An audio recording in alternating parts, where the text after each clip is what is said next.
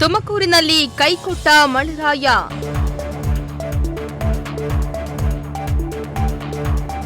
ಮೋಡ ಕವಿದ ವಾತಾವರಣ ಇದ್ರೂ ಮಳೆಯಾಗ್ತಾ ಇಲ್ಲ.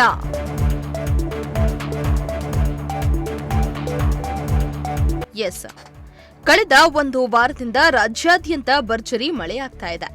ಹವಾಮಾನ ಇಲಾಖೆ ಆಗಸ್ಟ್ 3ರವರೆಗೆ ಭಾರೀ ಮಳೆಯಾಗಲಿದೆ ಅಂತ ಮುನ್ಸೂಚನೆಯನ್ನ ಕೂಡ ನೀಡಿತ್ತು.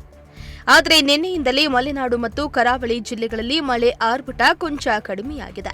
ಜೂನ್ನಿಂದ ರಾಜ್ಯದ ಹಲವೆಡೆ ಎಡಬಿಡದೆ ಮಳೆಯಾಗ್ತಾ ಇದ್ದು, ಇದೀಗ ಕೊಂಚ ಬಿಡುವು ಕೊಟ್ಟಿದ್ದಾನೆ. ಆಗಾಗ ಕೊಂಚ ತುಂತುರು ಮಳೆಯಾಗ್ತಾ ಇದೆ.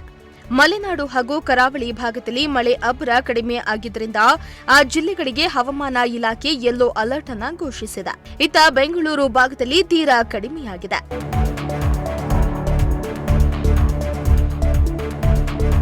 ಇನ್ನು ರಾಜ್ಯಾದ್ಯಂತ 1.5 ತಿಂಗಳಿನಿಂದ ಭರ್ಜರಿ ಮಳೆಯಾಗಿದ್ದು, ಹಳ್ಳ ಕೊಳ್ಳ, ಕೆರೆ ಕಟ್ಟೆ, ಜಲಾಶಯ, ನದಿ, ಸರೋವರಗಳು ತುಂಬಿವೆ. ಮೈಸೂರು ಹಾಗೂ ಕೊಡಗು ಭಾಗದಲ್ಲಿ ಭಾರೀ ಮಳೆಗೆ ಕೆಆರ್ಎಸ್ ಜಲಾಶಯ ಭರ್ತಿಯಾಗಿದ್ದು, ಮಂಡ್ಯ, ಮೈಸೂರು ಭಾಗದಲ್ಲಿ ಕೃಷಿ ಚಟುವಟಿಕೆಗಳು ಗದಿಗೆದರಿವೆ.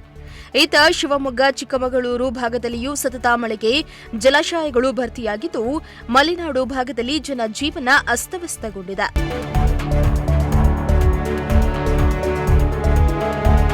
ಇತ್ತ ತುಮಕೂರಿನ ಮೇಲೆ ಮಳೆರಾಯ ಮುನಿಸಿಕೊಂಡಿದ್ದು, ಮಳೆ ಅಭಾವ ಉಂಟಾಗಿದೆ. ಹೌದು, ಕಳೆದ ಏಪ್ರಿಲ್ ಮೇನಲ್ಲಿ ಕೊಂಚ ಮಳೆಯಾಗಿತ್ತು.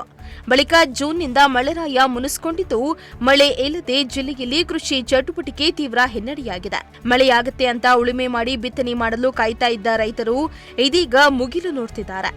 ಇನ್ನು ಕಳೆದ ಒಂದು ವಾರದಿಂದ ತುಮಕೂರು ಜಿಲ್ಲೆಯಲ್ಲಿ ಮೋಡ ಕವಿದ ವಾತಾವರಣ ಇದ್ದು, ಮಳೆ ಮಾತ್ರ ಆಗ್ತಾ ಇಲ್ಲ. ಆಗಾಗ ಸೋನೆ ಮಳೆ ಆಗ್ತಾ ಇದೆ ಬಿಟ್ರೆ ಮಳೆಯೇ ಆಗ್ತಾ ಇಲ್ಲ. ಇದರಿಂದ ರೈತರು ಕೊಂಚ ಆತಂಕದಲ್ಲಿದ್ದಾರೆ. ಮಳೆಗಾಲ ನವೆಂಬರ್ವರೆಗೂ ಇದ್ದು, ಮುಂದಿನ ದಿನಗಳಲ್ಲಾದರೂ ಮಳೆ ಆಗುತ್ತಾ ಎಂದು ಕಾದು ನೋಡಬೇಕಾಗಿದೆ. Bureau report, Prajashakti TV.